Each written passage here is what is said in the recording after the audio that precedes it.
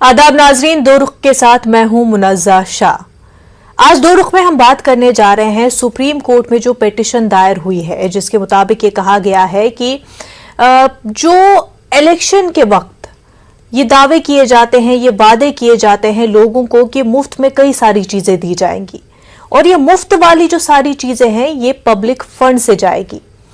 इस पर रोक लगनी चाहिए, इस पर कंट्रोल होना चाहिए। तो ये पिटीशन सुप्रीम कोर्ट में दायर की गई, उस पर समाअत हुई।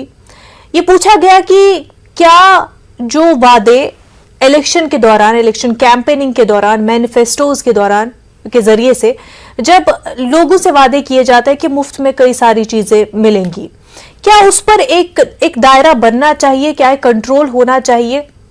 देखिए, यहां पर हम बात उन वादों की नहीं कर रहे हैं जो कि रैशनल है, जैसे कि गुड गवर्नेंस, अच्छी तरीके से हुकूमत होगी, क्वालिटी इंफ्रास्ट्रक्चर मिलेगा, हेल्थ केयर सिस्टम अच्छा मिलेगा, क्वालिटी एजुकेशन मिलेगी और इक्वल क्वालिटी एजुकेशन मिलेगी। ये उन दायरे में नहीं आता, ये फ्री बीज में नहीं आता, ये मुफ्त वाली चीजें देने में नहीं आता। बात यहां पर हुई है इर्रेशनल फ्री बीज की, यानी कि इसमें हालांकि जिक्र ये भी किया है एडवोकेट ने कि जो लगातार हम देख रहे हैं मुफ्त बिजली देने के वादे किए जाते हैं, मुफ्त राशन के वादे किए जाते हैं, ये तमाम तर चीजें कहां से आती है? ये पब्लिक फंड से जाती है और ऐसे में टैक्स पेयर के साथ भी नाइंसाफी होती है। होना यह चाहिए था कि जहां पर यह वादा किया जाता है कि जो अनएम्प्लॉयड यूथ है उनको अलाउंस दिया जाएगा, उससे बेहतर था कि उन्हें इतना सक्षम बनाया जाए, उन्हें इतना स्किल दिया जाए कि वो खुद से अपना रोजगार कमाए, ना कि बल्कि उनको ये अलाउंस का कह के उनको लेजी, उनको इस तरह से काम की समझ न रखकर बल्कि एक आइडल इंसान के तौर पर बना दिया जाए जो सिर्फ बैठना जानता हो और मुफ्त खाना जानता हो। हम आपको बता दें कि ये चीज जो एक मुद्दा उठा है यूपी के इलेक्शन के दौरान भी एक बहुत बात चली थी लोगों से, जब हमने बातचीत की थी, हमारे रिपोर्टर्स ने जब ग्राउंड लेवल पर भी लोगों से बातचीत की थी, तो एक मुफ्त राशन क्योंकि बहुत मकबूल हुआ यूपी में, इस हवाले से लोगों से बहुत सवाल भी पूछे गए कि क्या वो इससे मुतमईन है, क्या वो इससे खुश है जो इकदाम किया है। जाहिर सी बात है कई सारे लोग जो है इससे खुश थे, लेकिन कई लोगों का ये कहना था कि क्या हमें मुफ्त राशन चाहिए, क्या ये हम मांगते हैं, क्या उससे हमारे तमाम मसले हल हो जाते हैं? जो पानी नहीं है पीने का साफ, जो रोजगार नहीं है, जो क्वालिटी एजुकेशन नहीं मिल रही है, हेल्थ इंफ्रास्ट्रक्चर की इतनी खराब हालत है, क्या वो इससे हल हो जाती है? मुफ्त राशन नहीं चाहिए, हमें सही गवर्नेंस चाहिए, हमें रोजगार चाहिए। तो इसी हवाले से ये पिटीशन दायर हुई, लेकिन सुप्रीम कोर्ट ने यह सवाल किया है और मरकज से, सेंटर से यह सवाल किया है कि सेंटर का क्या स्टैंड है इस पूरे मामले को लेकर के। क्या सेंटर ये मानती है कि ये एक सीरियस मुद्दा है और ये जो वादे फ्रीबीज, इर्रेशनल फ्रीबीज के किए जाते पॉलिटिकल पार्टीज के दौरान, उस पर कंट्रोल लगना चाहिए? और अगर कंट्रोल लगना चाहिए तो किन से कंट्रोल लगना चाहिए? क्या सेंटर इसको कंट्रोल करनी चाहिए या इलेक्शन कमीशन या फाइनेंस कमिटी इसको कंट्रोल करनी चाहिए? इस तमाम तर मुद्दे पर हम बात करेंगे। हमारे साथ खास मेहमान कांग्रेस के स्पोक्स पर्सन मुदित अग्रवाल साहब जुड़ चुके हैं। मुदित जी, ये जो पिटीशन दायर हुई है फ्रीबीज के हवाले से, इस पर आपका क्या कहना है सर? आप किस तरह से इसको देखते हैं? देखिए, अगर आप मेरी सोचें, सरकारों का काम होता है देश का विकास करना है या राज्य के मुख्यमंत्री का काम होता है अपने राज्य का विकास करना। अब विकास के अंदर काफी चीजें आती हैं, एक ह्यूमन डेवलपमेंट उसका बहुत एसेंशियल पार्ट है। इंफ्रास्ट्रक्चर भी है लेकिन ह्यूमन डेवलपमेंट भी है, और देश की और राज्य की इकोनॉमी कैसे बढ़े। तो जहां फ्री बीज की बात करते हैं, मैं इसको दो अलग अलग हिस्सों में बांटता हूं। एक फ्री बीज है, आप सिर्फ इसलिए अनाउंस कर रहे हैं क्योंकि आपको इलेक्शन जीतना है, उसका देश के विकास से या लोगों के विकास से कोई लेना देना नहीं है, उसका सिर्फ ध्येय ये रहता है, बड़ा शॉर्ट टर्म ये रहता है, अभी जो इलेक्शन आ रहा हूं उसको मैं कैसे जीतूं। लेकिन एक दूसरा होता है जिसको हम सोशल स्पेंडिंग कहते हैं। तो दोनों में फर्क करने की जरूरत है। सोशल स्पेंडिंग का मतलब क्या है?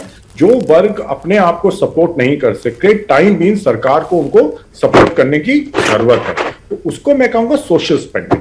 अगर हम ये देखें, कहीं कहीं हम पहले सब्सिडी देते थे, चाहे वो फर्टिलाइजर की सब्सिडी हो, चाहे कभी कभी पेट्रोल में भी सब्सिडी देते थे, वो इसलिए दी जाती थी कि लोगों का घर का बजट बिगड़ता था तो उनको सहूलियत देने के लिए वो दी जाती थी।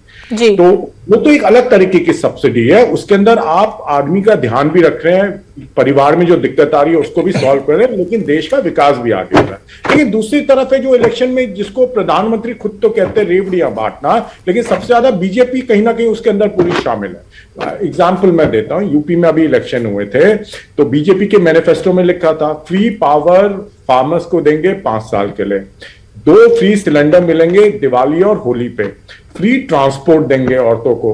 तो अगर प्रधानमंत्री एक तरफ कहते हैं रेवड़ी बांटना है और दूसरी तरफ बीजेपी खुद ये करती है, तो यहां पे मैं खुद ही कंफ्यूज हूं प्रधानमंत्री कहना क्या चाहते हैं। राजीव साहब हमारे साथ बीजेपी के स्पोक्स पर्सन है राजीव पांडे साहब, खैर मकदम है सर आपका।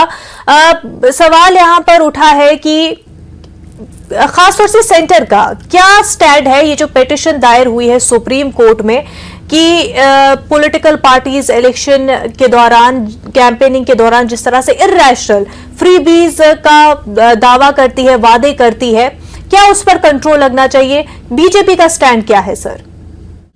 देखिए विषय क्या है, ये बातें कहां से निकली, जब गवर्नमेंट एजेंसीज ने जैसे कैग हो या फाइनेंस कमीशन ने कहा कि 5 to 7 स्टेट्स जो हिंदुस्तान में हैं उनकी स्थिति फाइनेंशियल बहुत ही खराब है, और ये भारतीय जनता पार्टी और नॉन भारतीय जनता पार्टी की बात नहीं, उसमें एक उत्तर प्रदेश का भी नाम है और बिहार भी है, और साथ में अगर आप देखेंगे तो और जो स्टेट है तमिलनाडु है या जो भी स्टेट्स हैं जो कांग्रेस रूल्ड भी स्टेट्स हैं, उस मुद्दे पर मैं नहीं जाना चाहता कि आज क्या हम अपने, ये फिस्कल डिसिप्लिन की बात है जी, फिस्कल डिसिप्लिन होना चाहिए ना, और प्रधानमंत्री जी ने इस मुद्दे पर बात की है, फिस्कल डिसिप्लिन। अभी कुछ देर पहले जो हमारे से पहले जो भाई साहब बोल रहे थे, उनकी 2 बातें, एक बात से मैं सहमत हूं, दूसरी बात से असहमत हूं। सोशल स्पेंडिंग को आप फ्रीबीज में मत गिनिए, और इसके पीछे मैं उदाहरण देता हूं कि जब ये कोरोना जैसे महामारी से निपटने के लिए मोदी जी की सरकार ने 80 करोड़ लोगों को जो खाद्यान्न का वितरण किया, उससे जो एब्सोल्यूट पॉवर्टी कम हुई है, ये इंटरनेशनल एजेंसीज ने भी इसको माना है। अब जो भारतीय जनता पार्टी जैसे किसान सम्मान निधि या किसानों को जो बैकिंग है ना, उसके कारण से पूरी दुनिया में आज फूड का इश्यू है, और हिंदुस्तान में अभी हमारे पास इतना स्टॉक है, जबकि इतनी बड़ी आबादी है, बहुत सारे लोग बाहर से भी हमारे यहां आकर के इलीगली रहते हैं, लेकिन इतनी बड़ी त्रासदी में भी कोई मृत्यु नहीं हुई भूख के कारण से। तो एक जो किसानों को समर्थन करना है वो सोशल इंक्लूजन के नाम से है, चाहे वो 6,000 रुपया किसान सम्मान निधि का हो या 80 करोड़ लोगों को जो हमने दिया, क्योंकि उस समय परिस्थिति ऐसी थी कि हिंदुस्तान में लोगों को सपोर्ट करने की जरूरत थी, या जो पेट्रोल और डीजल पे सब्सिडी की बात है या फ्री सिलेंडर देने की बात है। ये फ्रीबीज क्या है मैं बताता हूं। मोदी जी ने जो काम किया कि चाहे वो किसान सम्मान निधि हो या इलेक्ट्रिसिटी का इश्यू हो जो लोगों को घर में पहुंचाया या गैस का कनेक्शन पहुंचाया, ये सोशल इंक्लूजन है। लेकिन जिस प्रकार से विपक्षी पार्टियां, जैसे उसमें मैं एक केजरीवाल जी का पार्टी का सबसे नंबर 1 पे फिस्कल डिसिप्लिन में जो फेल सरकार है वो है पंजाब की, और चुनाव जीतने के लिए इन्होंने अंत शंत वादे किए, एक भी चीज पूरा नहीं कर रही है। सेम हालत राजस्थान की सरकार का है। दक्षिण के प्रदेशों में जाए तो कहते हैं हम टीवी देंगे, हम टीवी आपको घर पे देंगे, ये फ्रीबीज है। लेकिन भारतीय जनता पार्टी जो भी काम कर रही है, जिसको आप फ्रीबीज के दायरे में लाने की कोशिश कर रहे हैं, या हमारे से जो पूर्व के प्रवक्ता थे जो उन्होंने कहा, जो पैनलिस्ट थे कि बीजेपी करती है, बीजेपी क्या करती है जिससे कि लोगों का ग्रोथ बढ़े। लेकिन मुझे एक बात बताइए, बस लास्ट लाइन, मुझे एक बात बताइए कि ये जो फाइनेंशियल इंक्लूजन की स्कीम है, चाहे जनधन अकाउंट खोलना, क्या गरीब लोगों के अकाउंट नहीं होने चाहिए? क्या किसानों को बैकिंग नहीं करेंगे तो क्या हमारे किसान सरवाइव करेंगे? क्या हम पेट्रोल डीजल पे अगर हम सब्सिडी, ये फ्रीबीज नहीं है। फ्रीबीज क्या है? इलेक्ट्रिसिटी सबको फ्री कर दिया, किसानों को काम करना एक सोशल यूपी में भी वादे किए गए थे सर, पिछड़े कुचड़े हुए लोग हैं उनके लिए काम करना। लेकिन यूपी में भी वादे किए गए थे। यूपी में क्या वादे हैं? दोबारा रिपीट करिए कि हम किसानों को ये करेंगे, किसानों को हम करेंगे, किसानों को करेंगे, करेंगे किसानों को तो करेंगे ही, जितनी जरूरत होगी उससे ज्यादा करने की कोशिश करेगी मोदी सरकार किसान। लेकिन सबको दिल्ली में बिजली फ्री 300 यूनिट कहिए, ये कही दिल्ली में जो लोग रह रहे हैं उनकी परचेजिंग पावर है ना, पैसा है नहीं केजरीवाल के पास, पंजाब सरकार खत्म हो रही है, लेकिन हम फ्रीबीज बांटेंगे। देखिए जनता समझ जाएगी कौन फ्रीबीज। और मैं एक as a political worker I feel freebies जो है, जो सोशल इंक्लूजन के दायरे में नहीं है, उस सारी फ्रीबीज पर रोक लगनी चाहिए और जो आप देते हैं उतना ही वादा करिए। तो ये किसान सम्मान निधि दिया, आज तक कंटिन्यू है। तो राजीव साहब, अगर ये सेंटर का स्टैंड है, आपकी पार्टी का स्टैंड है, तो सुप्रीम कोर्ट को क्यों ये बार बार पूछना पड़ रहा है कि आखिर क्लियर स्टैंड क्यों नहीं ले रही है सेंटर इस मामले को लेकर के? क्यों नहीं बताते कि वो सीरियस है इस मुद्दे को, क्या ये इशू सीरियस है? मैं सुप्रीम कोर्ट में जी मैं बता रहा हूं मैं सुप्रीम कोर्ट में प्रैक्टिस करता हूं। ये जो दायरा है ना जी, ये फ्री एंड फेयर इलेक्शन की बात है। ये पूरा का पूरा जो दायरा है ना, ये इलेक्शन कमीशन ऑफ इंडिया के हाथ में है कि क्या कोई फ्रॉड, मैं इस्तेमाल कर रहा हूं वर्ड, कोई फ्रॉड जाकर के झूठ बोले जनता के बीच में कि मैं करूंगा और नहीं करे, तो जनता को पहले उसको पनिश करना चाहिए और ईसीआई को देखना चाहिए, गाइडलाइंस बननी चाहिए। यह सरकार का काम नहीं है और किसी पार्टी का काम नहीं है। आपको मैं उदाहरण देता हूं, जब टीएन सेशन साहब थे, उन्होंने बिहार में और बंगाल में केवल बूथ कैप्चरिंग से चुनाव जीता जाता था। आज कोई बिहार में बूथ कैप्चर करके दिखा दे? केजे राव साहब थे इलेक्शन कमीशन जो बिहार को देख रहे थे, नहीं कर सकते। तो इस प्रकार से ईसीआई को इस पर कड़ी कार्रवाई करनी चाहिए कि जो झूठ बोलने वाले और जो जनता के साथ धोखा देते हैं, हमने जो कहा वो किया। आपको मैं और उदाहरण देता हूं, हमारे मैनिफेस्टो में होता था आर्टिकल 370 हटाएंगे, हमारे मैनिफेस्टो में होता था राम मंदिर का निर्माण करेंगे, हमारे मैनिफेस्टो में होता था कि हम कॉमन सिविल कोड की तरफ बढ़ेंगे। आज देखिए महिला हमारी जो मां बहनें हैं उन पर जो अत्याचार होता था तलाक का, उसने हमने बंद कराया। 15 लाख जो और चीजें हैं गलत चीज, जो उनको डिवोर्स कर देते थे, उनको डोमेस्टिक वायलेंस एक्ट में हमने जो भी, मेरी बात सुनिए, हमने जो भी अपने मैनिफेस्टो में कहा, मेरी बात सुन लीजिए, हमने जो मैनिफेस्टो में कहा, भारतीय जनता पार्टी जो मैनिफेस्टो में कहती है वो करती है। मुदित साहब कुछ कहना चाह रहे हैं, मुदित साहब कुछ कहना चाह रहे हैं, फिर बैठ गए। मुदित जी, ऐसा हो गया आपका। देखिए, बीजेपी जो कहती है वो करती है। वो 15 लाख रुपए सबको दे रहे थे, लोग अभी भी इंतजार कर रहे हैं। 2 करोड़ नौकरियों का भी इंतजार हो रहा है। काला धन वापस आएगा, सुना है। मैनिफेस्टो में आप दिखा दीजिए, राजनीति छोड़ दूंगा। मैनिफेस्टो में आप दिखाइए मुझे, कहां लिखा है कि 15 लाख दूंगा? झूठ मत बोलिए। मैनिफेस्टो में आप दिखा दीजिए, राजनीति छोड़ दूंगा। आपके चैनल पे बोल रहा हूं, इस मैनिफेस्टो में हमको कहा है, झूठ मत बोलिए। झूठ, ये बहुत बड़ा चैनल है, मैं इस चैनल पे बहुत आता था, प्रधानमंत्री ये बहुत बड़ा चैनल है, इस पे झूठ नहीं चलेगा। झूठ मत बोलिए सर, इनको बोलिए तमीजदार लोगों को लाया कीजिए। कहां से लोगों को पकड़ सर आप अपनी बात पूरी रखिए। मुदित साहब, इनको बोलिए तमीज रखेंगे। ठीक है राजीव साहब, आपने अपनी बात रख ली, आप मुदित साहब की बात भी सुन ले, आप मुदित साहब की बात सुन ले। क्षमता है मोदी जी में सुनने की, जैसे मोदी जी में सुनने की क्षमता नहीं है, इनमें भी नहीं है सुनने की। ठीक है मुदित साहब, आप अपनी बात रखिए। ये तो प्रधानमंत्री जी ने खुद कहा था 15 लाख रुपए हर आदमी को देंगे। क्या हुआ? 2 करोड़ नौकरियों का वायदा भी प्रधानमंत्री जी ने किया था, किसी और ने किया था? काला धन वापस लाएंगे, उसका भी वायदा प्रधानमंत्री जी ने किया था। भैया क्या हुआ उसका? सुना है स्विस बैंक में डबल हो गया हिंदुस्तानियों का काला धन, इसका भी जरा जवाब दीजिए। इन्फ्लेशन 7% से ऊपर, अनएम्प्लॉयमेंट 7 से 8%, जीडीपी लगातार कम हो रही है, डॉलर 80 के पार। ये गैस सिलेंडर की बात कर रहे हैं स्कीम की। आज जिनको उज्ज्वला के थ्रू जो स्कीम में सिलेंडर देते थे, उन बेचारों के बस के नहीं है दोबारा से 1000 रुपए का सिलेंडर ले लें। ये हालात कर रखे, पेट्रोल 100 के पार। मतलब ये फिर कह रहे हैं हम देश की अर्थव्यवस्था ठीक कर रहे हैं। देखिए बीजेपी के साथ बड़ा सिंपल सा है, जो दूसरे करे वो फ्रीबी, जो ये खुद करे वो लाभार्थी योजना। देखिए ये दोगला मापदंड है बीजेपी का, अपनी कोई गलती ये मानते नहीं है। देखिए गैस कनेक्शन की आपने बात की थी, आप गैस को सस्ता कर दीजिए, लोग अपने आप खरीद लेंगे, आपको फ्री में देने की जरूरत ही नहीं है। आपने 1000 रुपए सिलेंडर कर रखा है, लोग बेचारे खरीदेंगे कहां से? कभी इसके बारे में सोचा? कोरोना की आप बात करते हैं, कोरोना में जितना मिसमैनेजमेंट इस सरकार ने किया है उतना कहीं नहीं हुआ। ये सोचने की जरूरत है, आपने क्या मदद दी लोगों को? भैया इनकम टैक्स कम किया, जीएसटी कम किया, क्या चीज आपने किया? क्या लोगों के ऋण माफ किए? आपने क्या चीज करी? आपने कुछ नहीं किया। कोरोना में लोगों को उनके हाल पे छोड़ दिया, इकोनॉमी ध्वस्त हो गई थी, लेकिन आपने लोगों का ध्यान नहीं रखा। ये सोचने वाली बात है। देखिए जो लाभार्थी जो ये योजना की बात करते हैं, 6000 रुपए साल, 6000 रुपए साल देंगे, कितना होता है? 500 रुपए महीना। दूसरी बात, देखिए दोबारा से कह रहा हूं, सब्सिडीज की जरूरत है, सोशल सेक्टर में स्पेंडिंग की जरूरत है। लेकिन जब इलेक्शन आके ये चीजें आप इतने ग्रैंड स्केल पे अनाउंस करते हैं जो बीजेपी करती है। अभी मैं एक रिसेंट एग्जांपल दे देता हूं, इनके जो चीफ मिनिस्टर हैं हिमाचल वाले, उन्होंने भी अप्रैल में अनाउंस किया कि अगर उनकी सरकार दोबारा से वो 150 यूनिट फ्री देंगे बिजली। ये तो उन्होंने ये नहीं कहा सिर्फ फार्मर्स को देंगे, उन्होंने सबके लिए काम देंगे। तो देखिए बीजेपी की किसी भी बात को आप उसको मानना नहीं चाहिए, वो सिर्फ झूठ बोलते हैं और वोट के अलावा कोई राजनीति नहीं करते।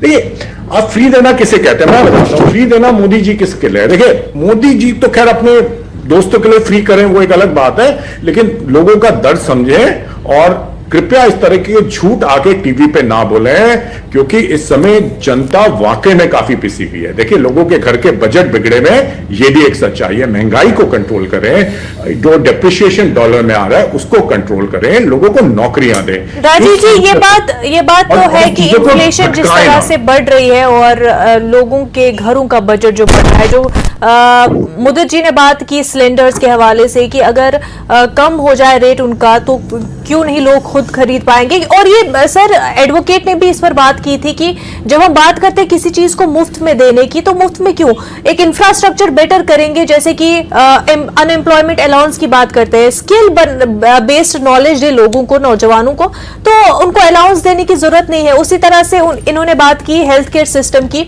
एडवोकेट ने भी इस मामले में बात की है, पेटिशनर ने भी, और उसने हवाला दिया है कि कोविड के दौर में जैसा लगा कि हेल्थ केयर सिस्टम बेहतर है, लेकिन वो हालत नहीं है हेल्थ केयर सिस्टम की, उसको बेहतर करने की जरूरत है। और साथ ही मुदित जी ने हिमाचल सीएम की भी यहां पर बात उठाई सर, 15 यूनिट फ्री बिजली। राजीव साहब देखिए, दो तीन बातें हैं। सबसे पहले मैं एक बात बताना चाहता हूं कि जिस भी पैनल में मैं बैठता हूं और कांग्रेस के प्रवक्ता आकर के जो बात करते हैं या जो हमारे विपक्षी हैं, वो बार बार कहते हैं कि जनता में त्राहिमाम है और जब चुनाव होता है तो इनके घरों में त्राहिमाम मच जाता है। जैसे यूपी में चुनाव हुआ तो जनता ने इनको त्राहिमाम मचा दिया, एक सीट आ गई वो भी धोखे से, वो भी इंडिविजुअल का सीट है। प्रियंका जी, सोनिया जी, राहुल जी अपने गृह प्रदेश में एक सीट लाए। जहां भी चुनाव हो रहा है, देखिए हम पार्लियामेंट्री फॉर्म ऑफ डेमोक्रेसी में हैं, हमको हर चुनाव में जाके जनता से लेना है रेटिफिकेशन, पहली बात। दूसरी बात, जो लोग झूठ बोलते हैं ना, इसलिए कांग्रेसियों को और हमारे विपक्षियों को कोई वैल्यू नहीं देता जनता। इसके पीछे कारण है कि अगर आप मुझे आज ये बात दिखा दे कि मोदी जी ने कहा था कि हम सरकार में आएंगे तो 15 लाख रुपए देंगे, उन्होंने क्या कहा था मैं आपको रिपीट कर रहा हूं कि अगर सारा काला धन आ जाए तो इतने पैसे होंगे कि हर अकाउंट में 15 लाख जा सकते हैं। आज जो परिस्थिति है देश की, कोरोना इतनी बड़ी महामारी पूरी दुनिया की जीडीपी को गिरा दिया। उसके बाद फरवरी के एंड महीने से एक रूस यूक्रेन वॉर चल रहा है। जब $84 तेल था पर बैरल, वो जाकर के $130 पर बैरल तक गया, अभी 104 है, 100 के नीचे भी गया था। आपने देखा कि एडिबल ऑयल में करीब 30 रुपए पर लीटर की गिरावट हुई है। फिर जो ये बात कर रहे हैं इंफ्रास्ट्रक्चर की, ये कांग्रेस के सरकार में जो 10 साल है ना, 10 या 11 किलोमीटर पर डे हाईवे बनता था, अभी 32 किलोमीटर नितिन गडकरी जी बना रहे हैं। आप अगर इंफ्रास्ट्रक्चर देख लीजिए किस प्रकार से काम हो रहा है। दिल्ली मुंबई किसी शहर में चले जाइए, छोटे से छोटे शहर में, नागपुर तक में, तो आपको दिखेगा कि मेट्रो का जाल बिछ रहा है। और आपको याद होगा ए.के. एंटनी ने क्या कहा था, हमारे पास पैसे नहीं है खरीदे। 2004 में सुखोई 30 खरीदे थे मोदी जी, अटल जी। उसके बाद 36 रफाल आया मोदी जी के टाइम में, 28 अपाचे हेलीकॉप्टर आया, 15 चिनूक हेलीकॉप्टर आया, एयर मिसाइल S-400 आया जिसका $6 बिलियन दाम है, 145 अल्ट्रालाइट हॉट विजर्स आया, 100 ब्रज आर्टिलरी गन आया, 2 लाख के करीब बुलेट प्रूफ जैकेट आए। कांग्रेसियों से हम बात, इसीलिए जनता हमारे साथ है। और ये टीवी पे आकर के गोली देते रहते हैं, जनता इनको देती नहीं। हमने 5 साल चुनाव में काम अगर नहीं किया तो ये जनता को गाली दे रहे हैं आपके चैनल पे बैठ के। 5 साल के बाद हम 200, राजीव साहब आपको इसी हवाले से, क्योंकि आपने मुद्दा, उसके बाद हम 303 पे पहुंच गए। सुन लीजिए, पूरी बात सुनिए, पूरी बात सुनिए जी, पूरी बात सुनिए, पूरी बात। सर सुन रहे हैं। उत्तर प्रदेश जैसे 23 करोड़ की आबादी वाले प्रदेश में 5 साल योगी जी की सरकार चली और हम दोबारा भारी बहुमत, 207 सीट से बहुमत है, 280 सीट के आसपास हम जीत करके आए। जनता के लिए हम काम करते हैं, कांग्रेसियों के लिए नहीं करते। और जो लोग झूठ बोलते हैं, जिन्होंने बोफोर्स से लेकर आज तक दलाली खाई, उनके बारे में तो बिल्कुल बात नहीं करते। और जहां तक है, मैंने कहा मैं राजनीति छोड़ दूंगा अगर ये दिखा दे हमारी मैनिफेस्टो में। मैंने मैनिफेस्टो की बात की कि 15 लाख देने की बात है। मैंने कहा झूठ बोलने से कुछ नहीं होगा। मुदित साहब 15 लाख की बात राजीव साहब कह रहे हैं, 15 लाख की बात मैनिफेस्टो में नहीं हुई थी। मुदित साहब ये राजीव साहब कह रहे हैं कि 15 लाख की बात तो मैनिफेस्टो में नहीं हुई थी, वो ये बात हुई थी कि काला धन आएगा तब मिलेंगे। तो काला धन आया या नहीं आया, क्यों नहीं आया, उस पर क्या कहेंगे? नहीं, तब मिल सकता है, ऐसा नहीं कहा कि हम दे रहे हैं। अरे डेवलपमेंट करना है देश का कि जाकर के इन लोगों के जैसा। तो आप मेरे से पूछा था, चुप रहिए प्लीज, इतना क्यों बोलते हैं आप? परेशानी दिक्कत हो जाएगी आपको, आराम से बोलिए, पानी पीजिए जरा। अरे आपके पास कुछ बोलने के लिए है नहीं, पानी आप पीजिए, हमारे से आ जाते हैं। एक गिलास सुनिए, हम आराम। ये बड़ी इंटरेस्टिंग चीज बोल रहे हैं आपने, नोटिस चलिए बोलिए, कुछ बोलिए, ये कह रहे हैं। राहुल जी के बारे में कुछ बोलिए। राजीव साहब आपको भी बोलने का मौका दिया और भी देंगे, लेकिन आप मुदित साहब की भी बात सुन ले। घर में बोलिए, कोई आपको पानी देंगे, आप परेशान हो रहे हैं, परेशान मत होइए, तो सुनिए जरा, शांति रखिए, शांति।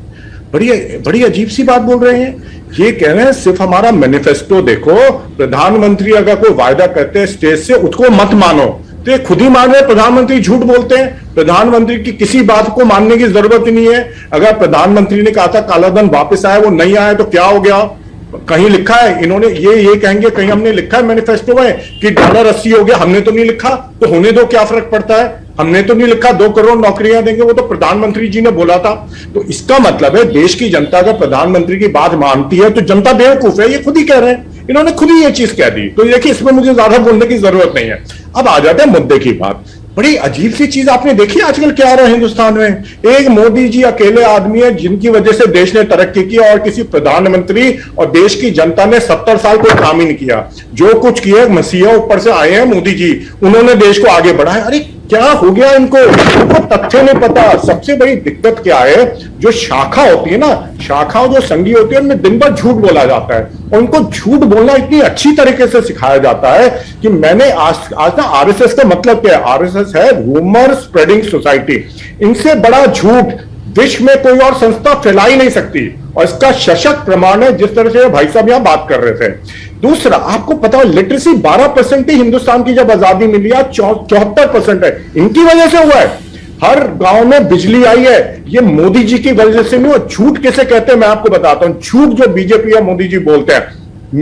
जब मैं प्रधानमंत्री बना तो सारे देश के हर गांव में बिजली आ गई। अरे भैया, तो 97% कांग्रेस के टाइम पे आई थी, तुमने लास्ट के से 3% गांव में लगाई है बिजली। तो झूठ मत बोला करो।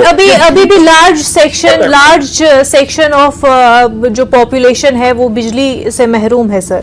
एक लार्ज सेक्शन है इसका, और ये फंडामेंटल राइट में आता है। तो मैंने आपको कहा ना, अब तो मोदी जी क्लेम करते हैं मैं तो सारे गांव में बिजली लाया, तो मैं कहा 97% कांग्रेस के समय में आती। ठीक है राजीव जी, वक्त की कमी है, राजीव जी कुछ कहना चाह रहे हैं, लास्ट कमेंट सर तुरंत से आपसे चाहूंगी। एक चीज और बोलूंगा, ये जो फूड ग्रेन की बात करते हैं, मैं इंफ्रास्ट्रक्चर का जहाज किसने, कांग्रेस ने तो बिठाया है या इन्होंने किया है? अगर संघियों के भरोसे आपने देश छोड़ दिया होता, आज हमारी हालत पाकिस्तान और श्रीलंका जैसी होती। ये सोचने राजीव साहब लास्ट कमेंट आपसे चाहेंगे, वक्त की कमी है सर, लास्ट कमेंट तुरंत से आपसे चाहेंगे राजीव सर।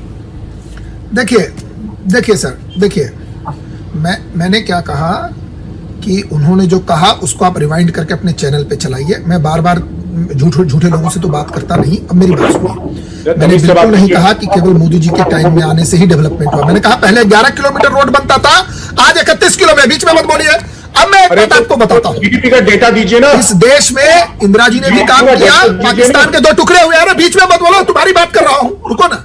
माननीय नरसिम्हा राव जी ने, जिनको कांग्रेसी सोनिया गांधी ने दिल्ली में जलाने तक का परमिशन नहीं दिया, उन्होंने बहुत काम किया। अटल जी ने काम किया, मोदी जी ने काम किया, मैं नहीं कर रहा हूं, सारे प्रधानमंत्रियों ने काम किया है। ये गलत बात बोलने वालों में से मैं नहीं हूं। पहली बात, मैंने आपके 2 प्रधानमंत्रियों का नाम लिया, प्लीज। अब बात आती है कि उस समय जो स्पीड थी है, आप 1 साल में कितने एयरपोर्ट बनाते थे, आज कितने एयरपोर्ट? पहले ठीक है, राजीव साहब स्पीड की बात कर रहे हैं कि किसने कितने वक्त में कितना काम किया। वक्त की कमी है सर, माफी चाहेंगे, आपकी बात काटनी पड़ रही है, लेकिन स्पीड की यहाँ पर बात हो रही है। लेकिन इस पेटिशन की जहां तक हम बात करें, वहां पर ये भी बात उठी है कि जिस तरह से रियासतें, स्टेट्स कर्जे में है, और उसके बाद भी जिस तरह से फ्रीबीज इरेशनल तौर पर देने की बातें होती है, ऐसे में ये रेगुलेट होना चाहिए, क्योंकि पेटिशनर ने, एडवोकेट ने ये खदशा जाहिर किया है, ये कंसर्न जताया है कि कहीं श्रीलंका जैसे हालात पैदा न हो जाए। दो रुख में इतना ही। और हमारे साथ जो जुड़े मेहमान थे मुद्दत साहब, राजीव साहब, उन दोनों का बेहद शुक्रिया हमारे साथ जुड़ने के लिए, बात करने के लिए। हमें दीजिए इजाजत। आदाब।